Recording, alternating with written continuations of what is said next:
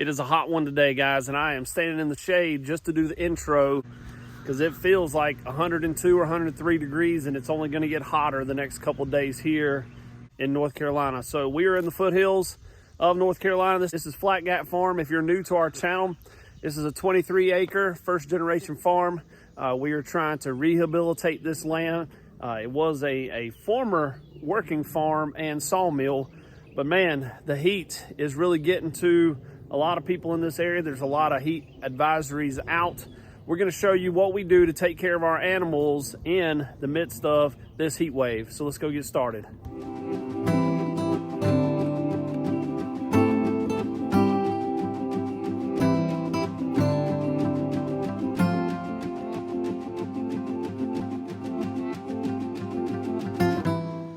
And since we're over here with our egg layers, we're gonna come over here. We just recently moved the chickens. They were out there. If you see that dry spot right there, and it was a pretty good spot because we're trying to follow the pigs. And the problem with it is noon and there is no shade over there, which we understand that. By the end of the day, they get plenty of shade, but this spot right here is in between two trees. It's really not the best as far as the grass content. This is a little bit drier area because of all the tree roots coming from that tree, but they're in double shade. So their chickshaw is shaded. They have plenty of shade. Their water is in the shade, and it looks like they're probably gonna need some more water here in just a little bit. That is the key right there, is shade and water, especially for your chickens. Egg production will be down. It puts that heat stress on them, and they don't lay as many eggs. So Buzz, our rooster, he's monitoring the ladies, and they just look like they're doing so much better today. They were crowded up under the chickshaw there the last few days and just looked like they were distressed from the heat. The other thing we did with the chickshaw is we took off the plastic facing that we typically have in the wintertime that blocks the wind and blocks the weather.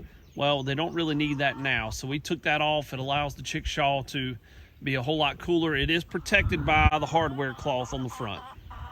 You can see a lot of the chickens walk around with their mouths open, their beaks open. That's an indicator that they're pretty hot. So even though they're in the shade, they're still seeing a little bit of heat stress. But hopefully this will help.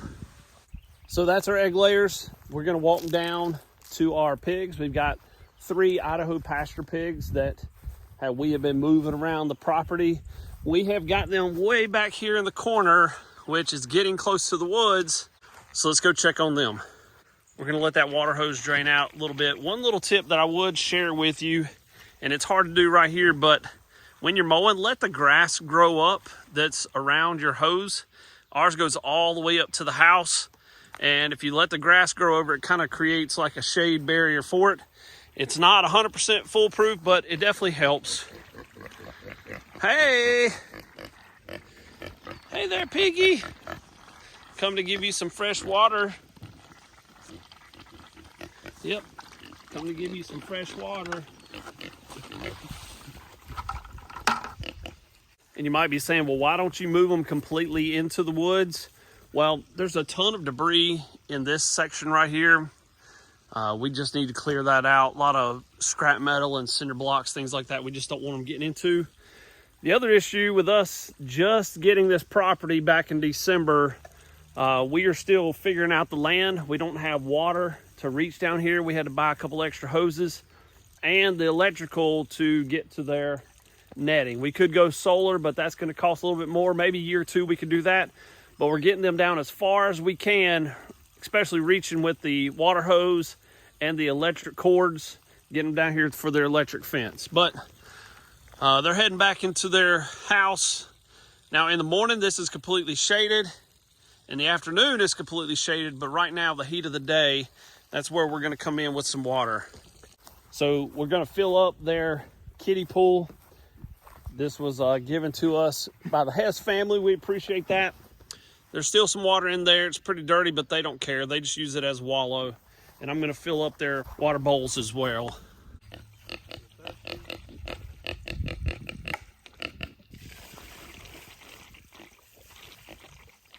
Thirsty?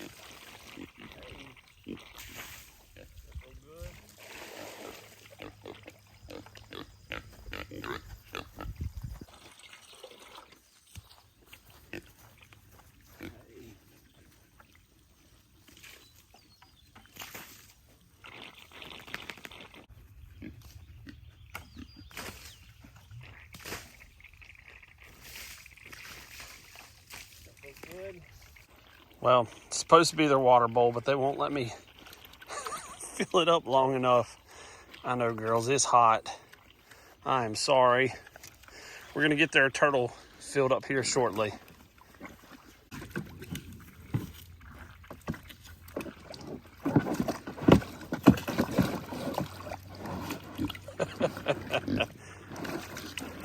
It ain't big enough for the two of you girls. Y'all gonna have to take turns.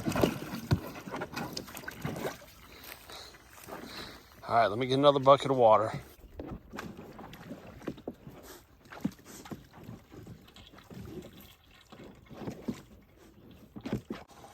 Well, you can tell who the dominant pig is. It's the chunky one in the pool right now, and the other two are just trying to get some scraps. Pig roll. Oh my goodness, y'all are too funny.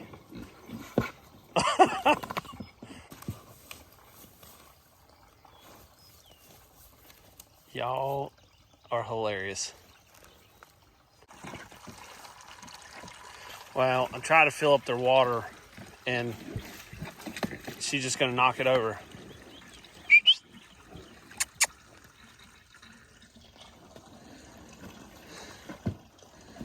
Oh my goodness. All right, while we're finishing up this last little bit of water for them and their turtle pool, there you go. We're gonna top them off, and then we're gonna go check on our meat chicks that are in the brooder. Even they are being affected by the heat, and we'll show you what we've done to help them. And just a little side note, as we're walking up from the pigs, even my camera is trying to overheat. I can't video too long sitting out in the sun because it starts cutting off on me to save energy. Whew. It's even affecting technology today. Now this next part we have never done before, and honestly, it's an experiment, but we moved our brooders outside. Now, there is the brooder house. The problem is, it gets like 120 degrees in there, and it is way too hot for any chicks, and we were starting to lose a few. So my wife suggested that we bring them out here. Now this is a covered porch area, cement all around it. The brooders are protected with the hardware cloth on them. We've got a fan blowing just to circulate the air, but they have done so much better. Now we do monitor the temperatures at night. We turn their heat lamp on. We have a tarp ready on standby in case it gets ready to rain. We will cover them up, but they are doing a whole lot better since we have transitioned them outside. Plus they're a week old, and we felt like they were old enough that they could handle the change, and so far so good. Again, walking up to the brooder, there's no animals in there.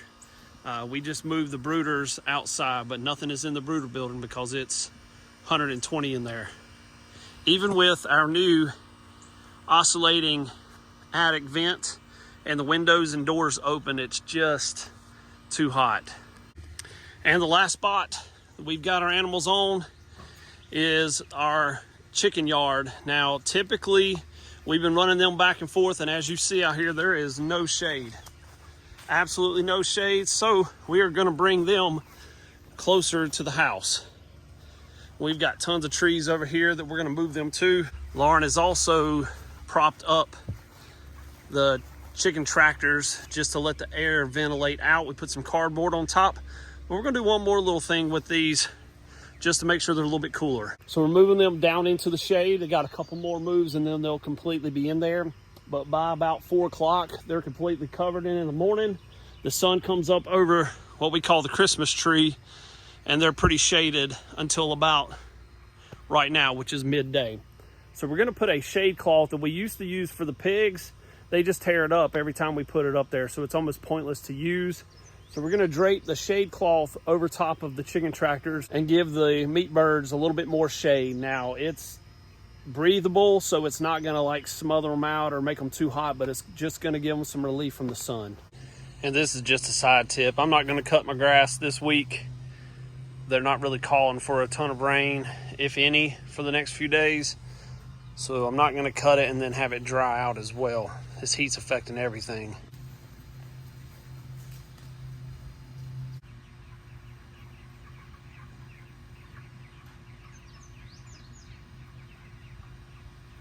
There you go, nothing major, just drooped it on top, leaving a little bit of air, but also giving them a little bit more shade, and you can see they're taking advantage of that. And there you go, guys. That's what we're doing to keep all of our animals here on the farm nice and cool. You can't help everything, but a little bit will help. But man, it is so hot. Make sure you're taking care of yourself as well. Make sure you're staying hydrated. If you're doing animal chores first thing in the morning and then later in the evening when the sun's setting. But I just feel like I need to come outside and make sure that everybody's watered and shaded and trying to keep them cool during this week. And hopefully after this week, we'll be out of this heat wave. But appreciate you guys tuning in today. Hopefully you saw something that might help you on your farm. Keep your animals nice and cool and hydrated as best you can. And we'll see you on the next video.